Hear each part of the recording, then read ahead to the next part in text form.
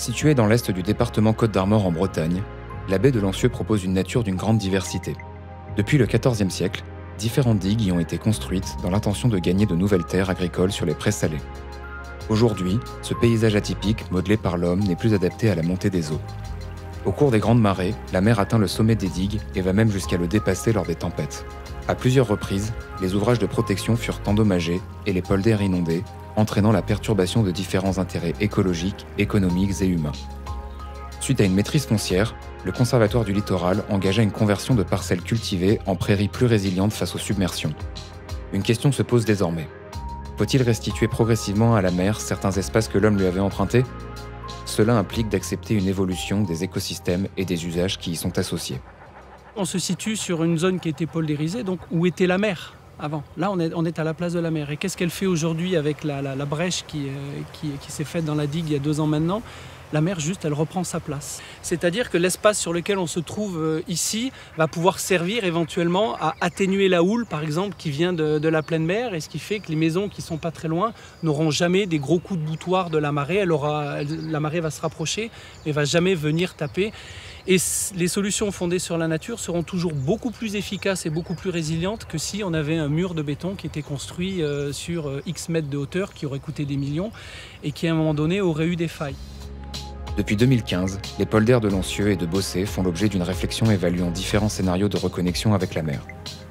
Dans le cadre du projet Adapto, des études ont permis la mise en place d'une stratégie d'adaptation progressive qui concilie les enjeux humains et environnementaux, ainsi que la mobilité du trait de côte.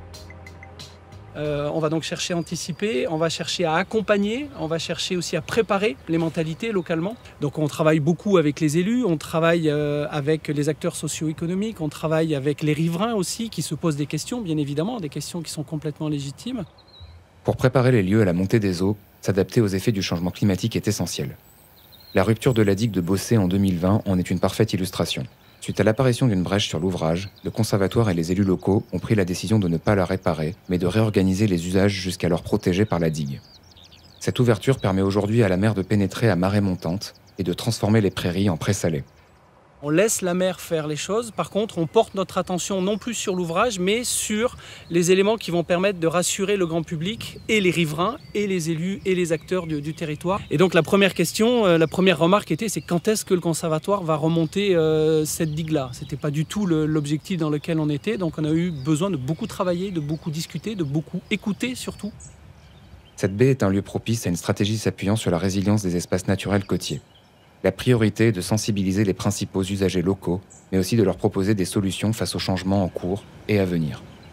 La position portée par le Conservatoire du littoral qui est, plutôt que de lutter, adaptons-nous, elle a été soutenue et partagée très fermement, que ce soit par la commune de Ploubalay ou que ce soit par la communauté de communes qui gère le site. Si ces 3 acteurs ne s'étaient pas mis d'accord sur ce scénario, clairement on n'en serait pas où on en est aujourd'hui en termes d'avancée sur ce sujet.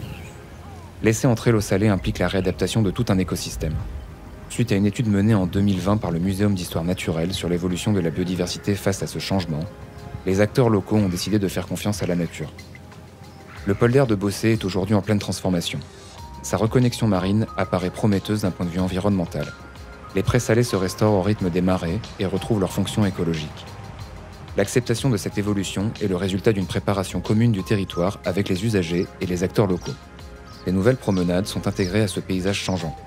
Une levée de terre plus en retrait et de longueur limitée sera consolidée le temps d'organiser la recomposition du territoire et de garantir la protection des infrastructures concernées. Là aujourd'hui, on est encore sur le polder ici dans une phase de construction.